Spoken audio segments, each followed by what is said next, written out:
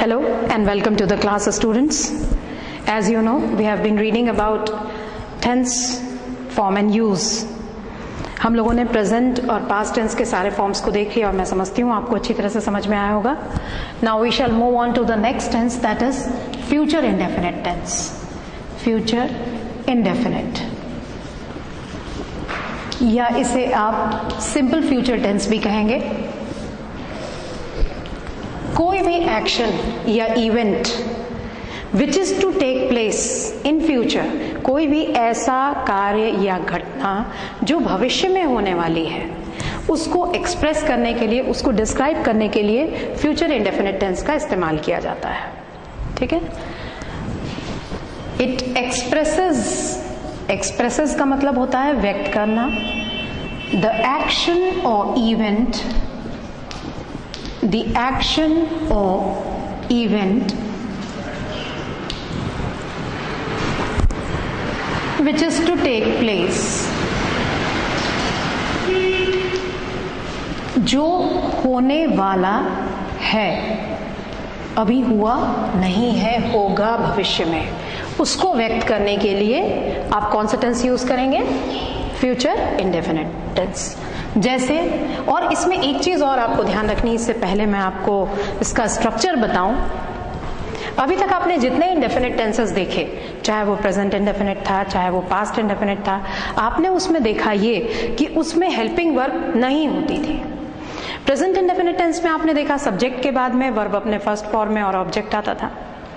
Past indefinite tense में आपने देखा कि सब्जेक्ट के बाद वर्ब अपने कौन से फॉर्म में गई? सेकेंड फॉर्म में, और लास्ट में ऑब्जेक्ट.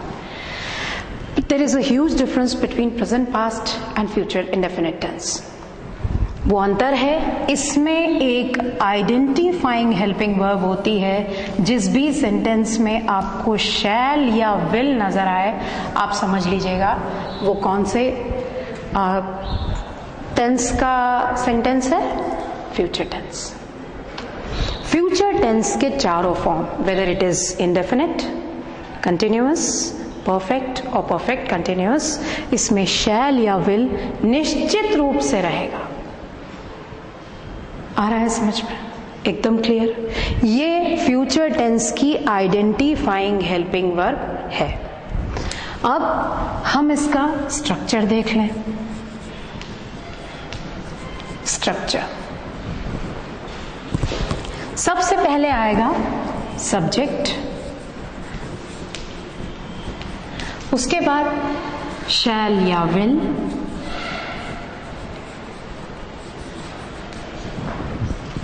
उसके बाद मुख्य क्रिया वर्ब अपने फर्स्ट फॉर्म में, और लास्ट में आएगा ऑब्जेक्ट.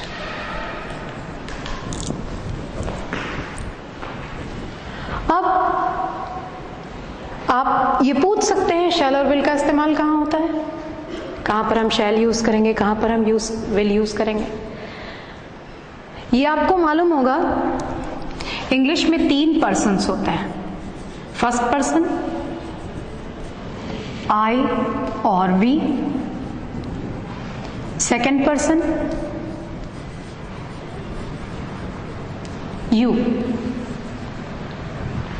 थर्ड पर्सन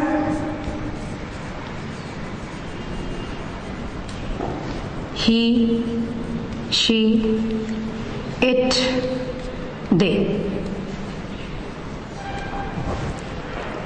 जो बोलता है मैं या हम,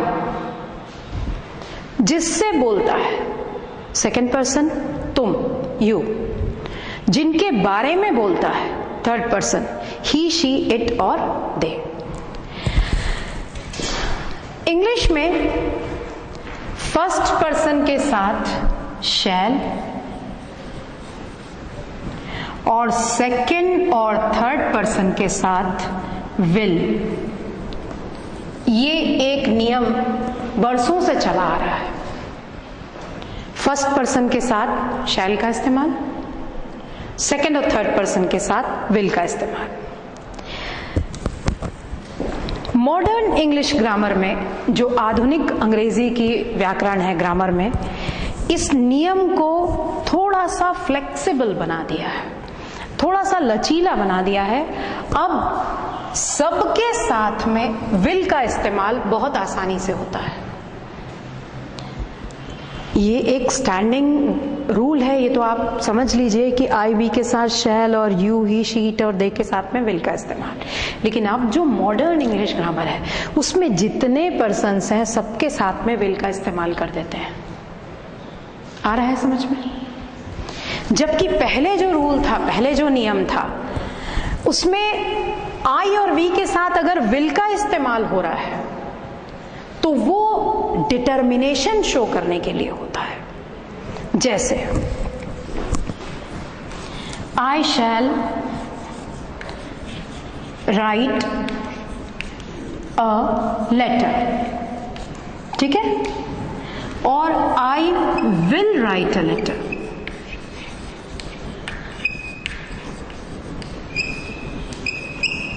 इन दोनों वाक्यों में अंतर ये है, मैं एक पत्र लिखूंगी और जब मैंने आई के साथ विल लगा दिया तो मैं एक पत्र जरूर लिखूंगी। ये हो गया यहां पे डिटर्मिनेशन, दृढ़ निश्चय।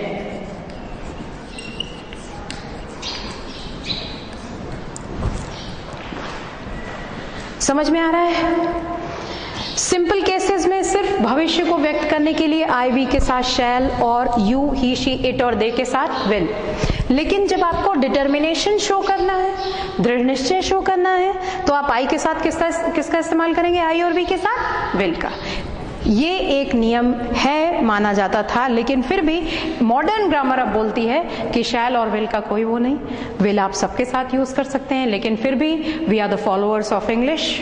हम अमेरिकन से ज्यादा अंग्रेजों की इंग्लिश को फॉलो करते हैं, ब्रिटिशर्स की इंग्लिश को फॉलो करते हैं। तो ब्रिटिशर्स ने ये रूल सेट किया हुआ है, आई वी के साथ शैल, यू ही शी इट और दे के साथ विल। अमेरिकन आए, उन्होंने अंग्रेजी को बिल्कुल बदल के रख दिया। वो ज्यादा रूल रेगुलेशन नहीं मानते। उनका ज्यादा एम्फेसिस है कि भाषा ऐसी होनी चाहिए जो आसानी से लोगों के समझ में आए, उसमें ज्यादा साइलेंट वर्ड्स नहीं होने चाहिए। दे राइट एज दे स्पीक, जैसा वो बोलते हैं वैसा लिखते हैं। ब्रिटिशर्स थोड़े हार्ड कोर ग्रामेरियंस थे, यानी कहना चाहिए उसको कि एकदम लकीर के फकीर वाली उनकी ग्रामर होती थी। तो उन्होंने इतने रूल्स रेगुलेशंस बना के रखे थे। लेकिन with the coming of American English into India, और जब से लोग उसको अमेरिकन इंग्लिश को ज्यादा फॉलो करने लगे, तब से बहुत कॉमन हो गया है कि सबके साथ विल का इस्तेमाल करते हैं।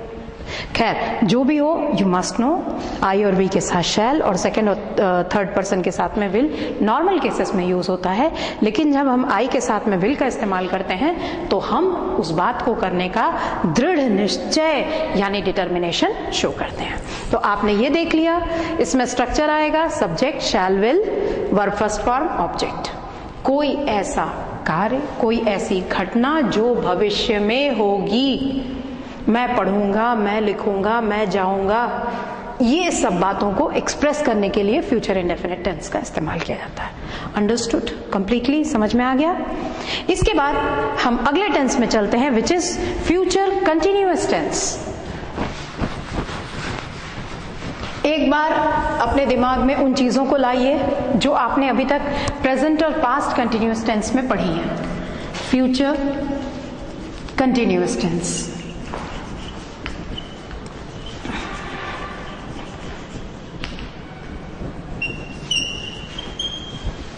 आपने प्रेजेंट कंटिन्यूअस टेंस को देखा होगा, कोई काम चल रहा है। पास्ट कंटिन्यूअस टेंस को देखा जिसमें कोई काम चल रहा था। अब फ्यूचर कंटिन्यूअस टेंस में उस प्रकार के एक्शंस, उस प्रकार के इवेंट्स को डिनोट किया जाता है जो फ्यूचर में एक सर्टेन पॉइंट ऑफ टाइम पे प्रोग्रेसिव होंगे, यानी भविष्य में एक निश्चित समय पर चल रहे होंगे। जो ऐसे वाक्य हैं उनको बताने के लिए हम कौन सा टेंस यूज करते हैं? Future continuous tense. And as I have told you already, यहाँ की जो खास आइडेंटिफाइंग हेल्पिंग वर्ब है शैल और विल, निश्चित रूप से रहेगी इसमें। जैसे आपने प्रेजेंट कंटिन्यूअस टेंस में इज एम आर लिया था, पास्ट कंटिन्यूअस टेंस में आपके पास में हेल्पिंग वर्ब कौन सी थी? वॉज या वेयर। यहां जो हेल्पिंग वर्ब हम यूज करेंगे दैट विल, शैल और विल प्लस बी। चलिए देखते हैं सबसे पहले स्ट्रक्चर।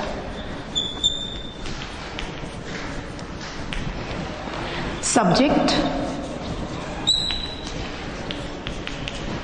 शैल और विल प्लस बी। कंटिन्यूअस है, वर्ब अपने आईएनजी फॉर्म में ही जाएगी, है ना।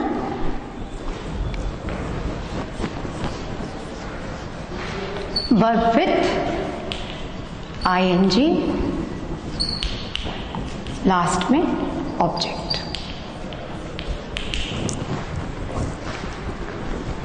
ठीक है, subject shall will be, verb with I N G, object. Clear हो गया। कोई भी काम फ्यूचर में एक निश्चित समय पे चल रहा होगा, हम पढ़ रहे होंगे, हम एग्जाम दे रहे होंगे, हम परीक्षा की तैयारी कर रहे होंगे, है ना। इस तरह के वाक्यों को बताने के लिए हम कौन सा टेंस यूज करते हैं? फ्यूचर कंटिन्यूअस टेंस यूज करते हैं। जैसे आप इसको लिख सकते हैं to express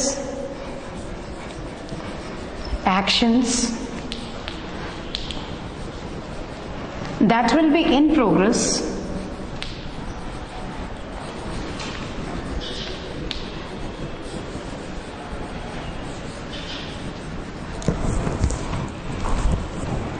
in future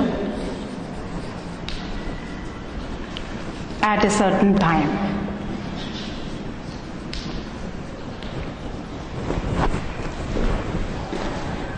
certain time में कोई एक्शन अगर इन प्रोग्रेस होगा, प्रोग्रेसिव होगा, तो उसको बताने के लिए इस टेंस का इस्तेमाल किया जाता है। आगे समझ में? For example, we shall be taking the examinations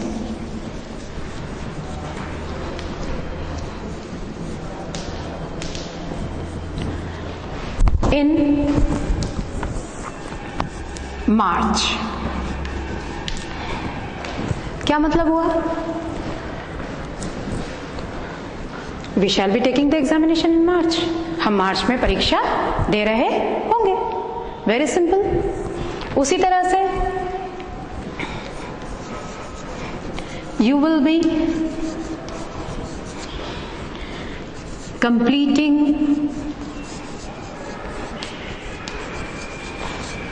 your work in 2 days। 2 दिन में तुम अपना काम खत्म कर रहे होगे। इस तरह के वाक्यों को बताने के लिए आप कौन सा टेंस इस्तेमाल करेंगे? Future continuous tense. इसका दूसरा यूज जो है, अगर हम इस टेंस को कंपेयर करें प्रेजेंट कंटिन्यूअस टेंस से, तो this tense is less definite than future continuous tense. किसी वाक्य को अगर हम प्रेजेंट कंटिन्यूअस टेंस में बोलें और फ्यूचर कंटिन्यूअस टेंस में बोलें, तो फ्यूचर कंटिन्यूअस टेंस जो होता है वो कम निश्चित होता है प्रेजेंट कंटिन्यूअस टेंस की अपेक्षा। जैसे फॉर एग्जाम्पल, मैं आपको, शैल आई वाइप इट आउट, ये आप लोगों ने नोट कर लिया ना? चलिए,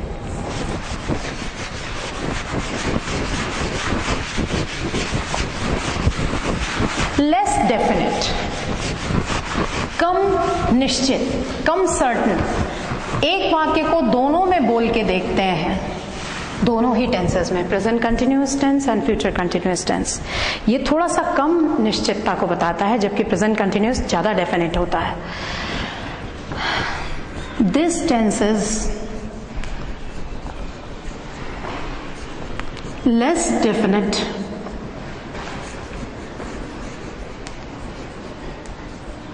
than the present continuous tense। Present continuous tense।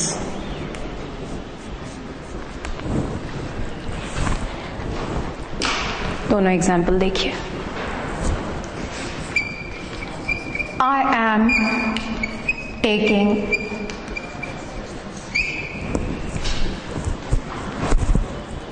the preliminary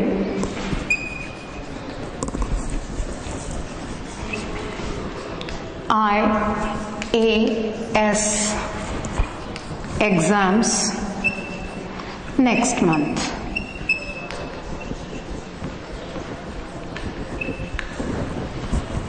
ठीक है, अब इसी सेम सेंटेंस को हम फ्यूचर में लेते हैं. I shall be taking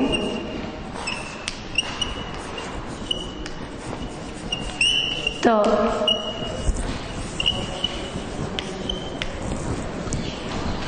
preliminary IAS exams next month.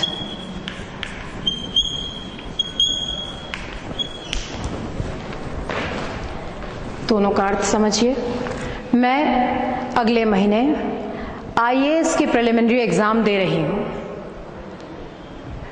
मैं अगले महीने आईएएस का प्रिलिमिनरी एग्जाम देती रहूंगी. डेफिनेटनेस प्रेजेंट कंटिन्यूअस टेंस में ज्यादा है, श्योरिटी प्रेजेंट कंटिन्यूअस टेंस में जाना है. इसमें उतनी श्योरिटी, उतना डेफिनेटनेस नहीं है. ये टेंस उतना डेफिनेट नहीं होता जितना कि प्रेजेंट कंटिन्यूअस टेंस. जब हम इसको प्रेजेंट कंटिन्यूअस में बोलते हैं, इसका मतलब हम निश्चित उस एग्जाम में अपीयर होंगे. और जब हम इसको फ्यूचर कंटिन्यूअस टेंस में बोलेंगे तो उतनी सर्टेनिटी, उतनी श्योरिटी, उतनी डेफिनेटनेस जाहिर नहीं होती है. That's why this tense is less definite than the present continuous tense. इसीलिए फ्यूचर कंटिन्यूअस टेंस को उतना डेफिनेट नहीं माना जाता जितना कि प्रेजेंट कंटिन्यूअस टेंस. ये एक इसकी कमी हो गई. एक और कमी है इसमें. ये टेंस फ्यूचर इंडेफिनिट टेंस जितना फोर्सफुल भी नहीं होता, एम्फैटिक भी नहीं होता.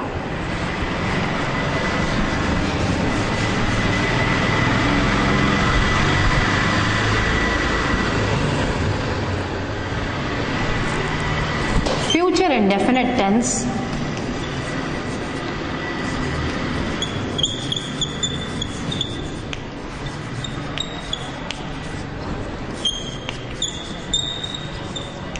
is more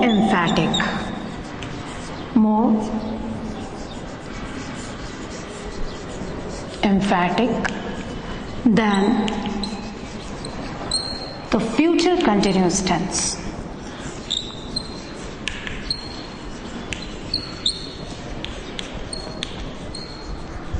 Future continuous tense.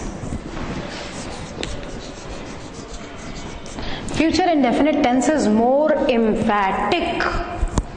Emphatic का मतलब होता है forceful, जिसमें आपके काम करने की इच्छा ज्यादा जाहिर होती है. Future indefinite tense इस टेंस की तुलना में ज्यादा emphatic होता है. जैसे example, I will ask Dr. James to examine mother. Doctor James से मैं कहूंगा कि मेरी माँ को एग्जामिन करें, उनका परीक्षण करें, स्वास्थ्य की जांच करें. इसी सेंटेंस को हम अगर फ्यूचर कंटिन्यूअस टेंस में बोलें, I will be asking doctor James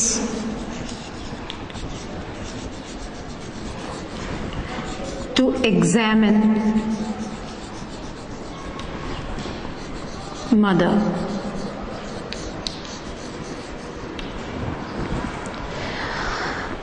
मैं डॉक्टर जेम्स से कहूंगा कि माँ को एग्जामिन करें. अब फ्यूचर इंडेफिनिट टेंस जो है ये आपका इरादा जाहिर कर रहा है, डेलिबरेट इंटेंशन, आपका इंटेंशन, आपका स्ट्रॉन्ग डिटर्मिनेशन कि मैं माँ के स्वास्थ्य का परीक्षण कराऊंगा। And this is a matter of routine, एक दिनचर्या का काम है। ठीक है, मैं डॉक्टर जेम्स से बात करूंगा कि माँ का स्वास्थ्य परीक्षण करें। तो इन दोनों टेंसेस में कौन सा टेंस ज्यादा फोर्स दिखा रहा है? Future indefinite. Future continuous tense इस मामले में उतना एम्फैटिक, उतना असरदार नहीं होता है जितना कि फ्यूचर इंडेफिनिट टेंस होता है। आगे समझ में अच्छी तरह से आपने ये देखा इस टेंस की विशेषता कि जब इस टेंस को इस्तेमाल करते हैं आप और फ्यूचर प्रेजेंट कंटिन्यूअस को इस्तेमाल करते हैं तो प्रेजेंट कंटिन्यूअस ज्यादा डेफिनेट होता है, और जब आप फ्यूचर इंडेफिनिट को इस्तेमाल करते हैं और फ्यूचर कंटिन्यूअस को इस्तेमाल करते हैं तो फ्यूचर इंडेफिनिट जो होता है वो ज्यादा सर्टेन होता है, ज्यादा निश्चित होता है फ्यूचर कंटिन्यूअस टेंस की तुलना में। तो इस तरह से हमने देखा फ्यूचर कंटिन्यूअस टेंस के यूजेज, आपको क्लियर हो गया होगा। Future continuous tense present indefinite की तुलना में कम डेफिनेट होता है और प्रेजेंट कंटिन्यूअस की तुलना में कम डेफिनेट होता है और फ्यूचर इंडेफिनिट की तुलना में कम डेफिनेट होता है। ठीक है, अब हम शुरू करेंगे अपना अगला टेंस जो है future perfect tense.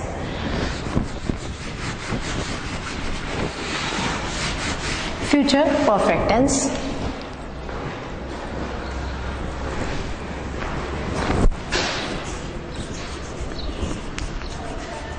Future perfect.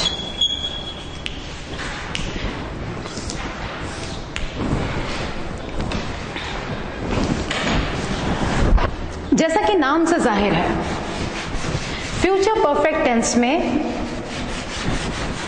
कोई काम भविष्य में पूर्ण हो चुका है, एक निश्चित समय पर पूर्ण हो चुका होगा, इसको शो करने के लिए, प्रदर्शित करने के लिए इस टेंस का इस्तेमाल किया जाता है, फ्यूचर परफेक्ट टेंस का। आप ध्यान करेंगे प्रेजेंट परफेक्ट टेंस को, पास्ट परफेक्ट टेंस को, आपको बिल्कुल क्लियर समझ में आएगा क्या फर्क है दोनों में। प्रेजेंट परफेक्ट टेंस में subject has, have, verb third form object, काम हो चुका है। पास्ट परफेक्ट टेंस में subject had, verb third form object, काम हो चुका था। और इसमें आएगा स्ट्रक्चर,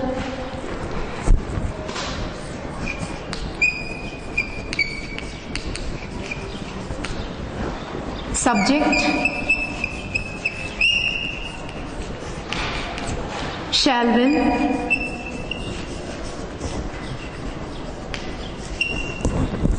have,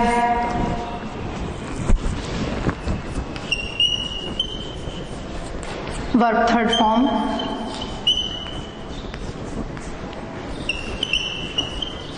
object।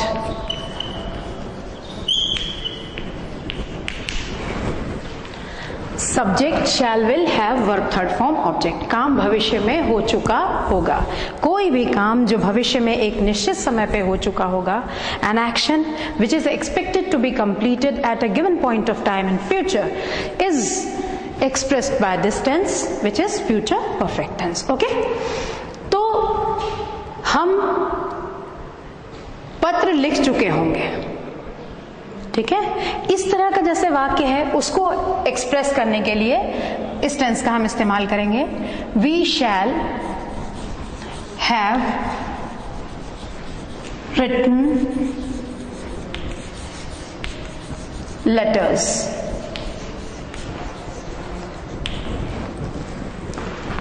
समझ लीजिए, it expresses the action which is expected to be completed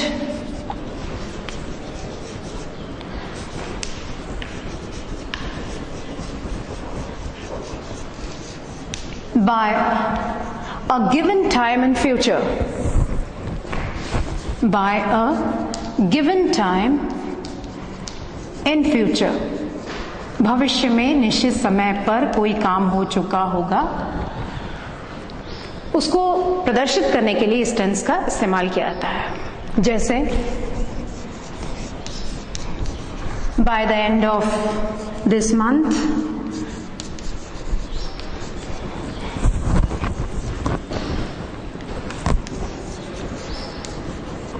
I shall have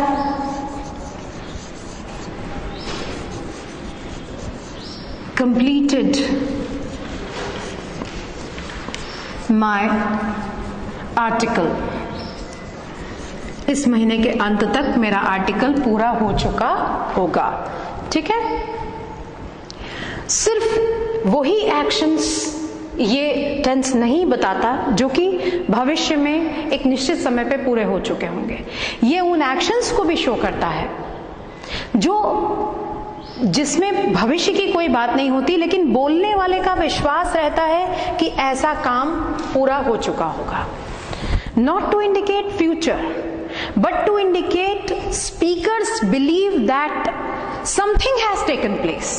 कोई काम हो चुका है, उसको भी प्रदर्शित करने के लिए इस टेंस का इस्तेमाल किया जाता है। कैसे, देखिए।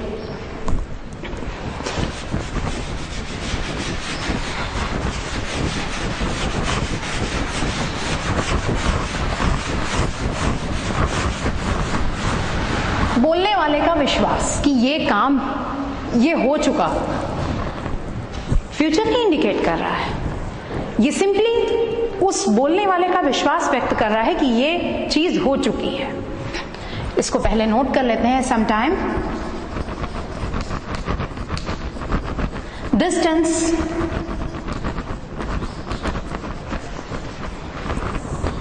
expresses not the future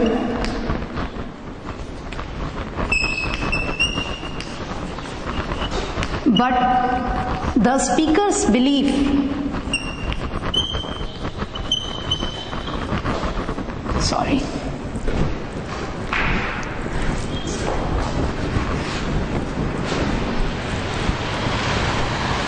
but the speaker's belief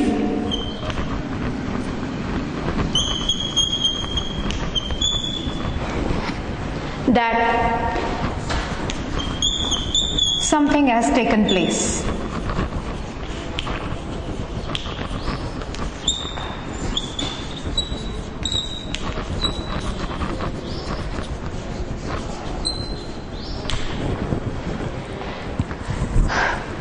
यहाँ फ्यूचर की बात नहीं है, यहाँ बोलने वाले को विश्वास है कि ये चीज हो चुकी है, उसको भी प्रदर्शित इस टेंस के द्वारा किया जाता है। जैसे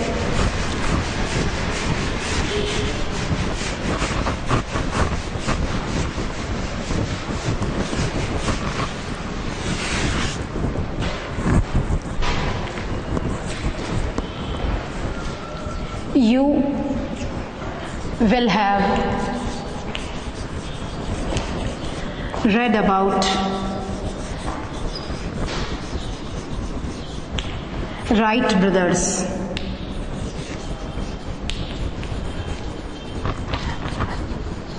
अब देखो, आपने राइट ब्रदर्स का नाम सुना होगा, सुन चुके होंगे वाली बात नहीं है। यहाँ ये बोलने वाले का विश्वास है कि आपने सुना है, आप जानते हैं ये चीज ऑलरेडी हो चुकी है। उसी तरह से the police will have caught the thief.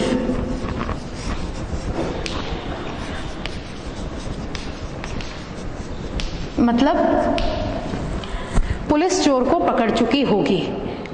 इसको फ्यूचर के पर्सपेक्टिव से मत देखिए, इसको देखिए कि ये बोलने वाले का विश्वास है कि ये काम हो चुका होगा। तो ये जो टेंस है इसके द्वारा भविष्य में एक निश्चित समय पे कोई काम हो चुका है वो तो प्रदर्शित होता ही है, साथ ही साथ ये उन बातों को भी प्रदर्शित करता है जिसमें फ्यूचर की बात नहीं होती, परंतु स्पीकर का बिलीफ होता है, बोलने वाले का विश्वास होता है कि ये चीज पहले ही हो चुकी है। आगे समझ में? Now we shall move on to the last tense, which is future perfect continuous tense. आपको यहाँ तक जितने टेंसेस मैंने पढ़ाए उसके स्ट्रक्चर में अगर किसी तरह का कोई प्रॉब्लम है तो यू मे क्वेश्चन, आप पूछ सकते हैं. यहाँ तक जितने टेंसेस हुए हैं, कहीं भी आपको किसी भी स्ट्रक्चर में अगर कोई प्रॉब्लम है, जो चीज़ नहीं समझ में आई है, आप पूछ सकते हैं. और इससे पहले हम लास्ट टेंस शुरू करें, which is future perfect continuous tense. मैं चाहूंगी आप रिवाइज कर लें present perfect continuous and past perfect continuous tense को. एक बार देख लीजिए जिससे आपको स्ट्रक्चर समझने में किसी तरह की प्रॉब्लम ना हो. Future perfect continuous tense.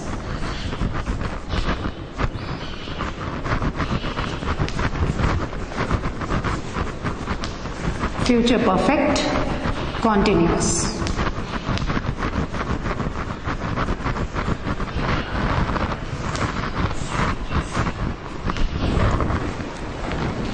नाम से जाहिर है, परफेक्ट भी है, कॉन्टिन्यूअस भी है. इसके स्ट्रक्चर में जैसा आप जानते हैं, सबसे पहले आएगा सब्जेक्ट, शैल या will,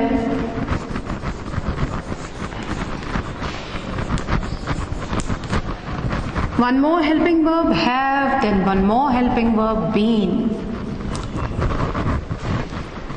The most lengthy tense of all. सबसे लंबा टेंस है ये, इसलिए थोड़ा सा स्ट्रक्चर को ध्यान देंगे. shall, will, have been, then verb with ing.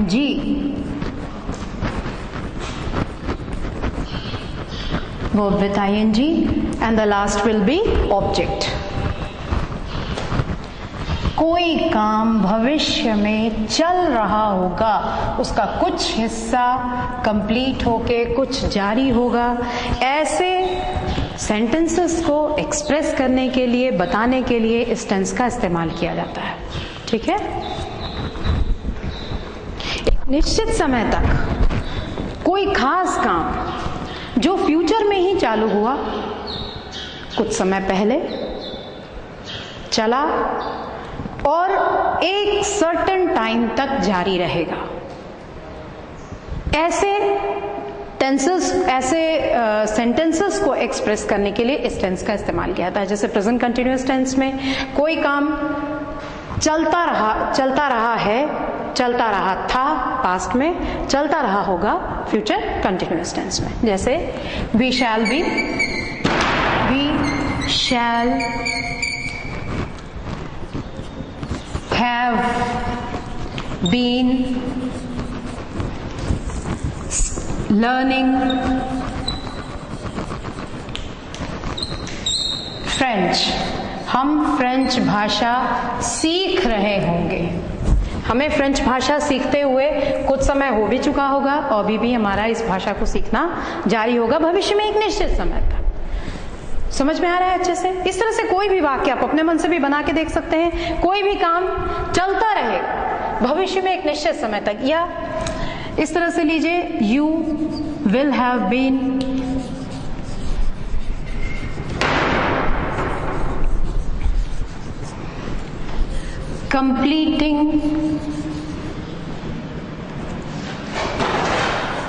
completing your homework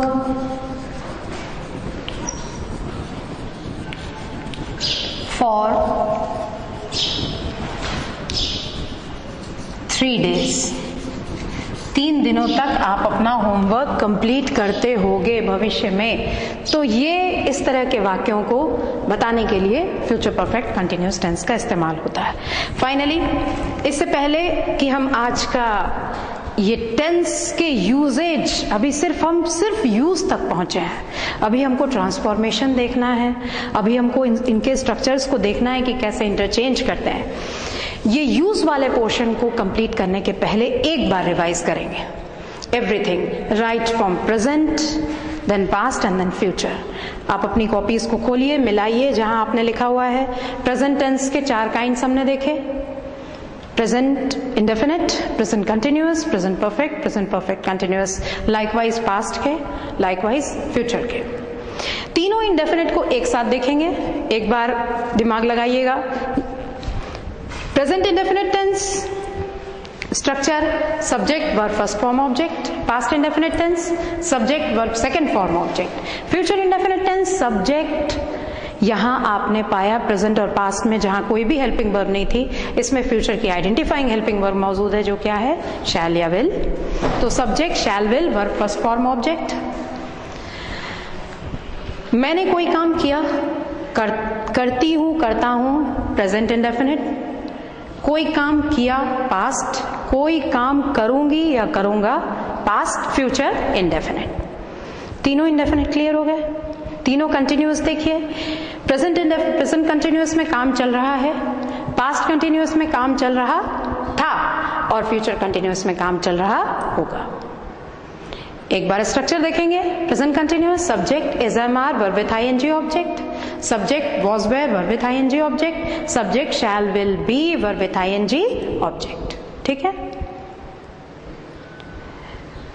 perfect tense, perfect का मतलब कंप्लीट, पूर्ण, हो चुका है, हो चुका था, हो चुका होगा।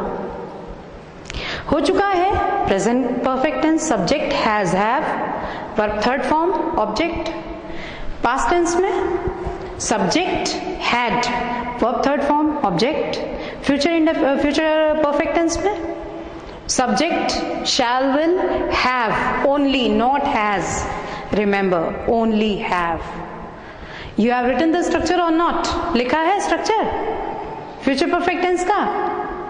Subject shall will have verb third form object. कोई काम हो चुका है प्रेजेंट परफेक्ट, हो चुका था पास्ट परफेक्ट, हो चुका होगा फ्यूचर परफेक्ट। ठीक है। अब परफेक्ट कंटिन्यूअस टेंस, इसके बारे में बताया, दो टेंसेस को ज्वाइन करता है। कुछ काम हो गए, कुछ काम कंप्लीट है, कुछ अभी भी जारी है। Present perfect continuous, past perfect continuous, future perfect continuous. Present perfect continuous में आपने देखा structure subject has have verb with I N G object, subject had verb with I N G object, subject shall will have verb with I N G object. कोई काम चलता रहा है, that is present perfect continuous tense. चलता रहा था पास्ट परफेक्ट कंटिन्यूअस टेंस, चलता रहा होगा that is future perfect continuous. और ये चलता रहा है, ये जो अवधि है, ये जो टाइम है, दिस इज पीरियड, इसको इंडिकेट करने के लिए हम यूज करते हैं for and since. For is use to indicate period of time और लेंथ ऑफ टाइम, समय की अवधि बताने के लिए, 2 दिन, 2 घंटे, 4 दिन, 4 साल, 5 साल। ठीक है। सिंस यूज करते हैं हम पॉइंट ऑफ टाइम बताने के लिए, मंडे, ट्यूसडे, मार्च, अप्रैल, कोई year, last night, yesterday, today, ये सब 4 o'clock, 5 o'clock, जहां पॉइंट ऑफ टाइम है, सर्टेन टाइम है, वहां आप सिंस का यूज करते हैं। अंडरस्टूड? Crystal clear? इसके नेक्स्ट पीरियड में हम देखेंगे सारे टेंस को साइड बाय साइड कंपेयर करके। Thank you very much.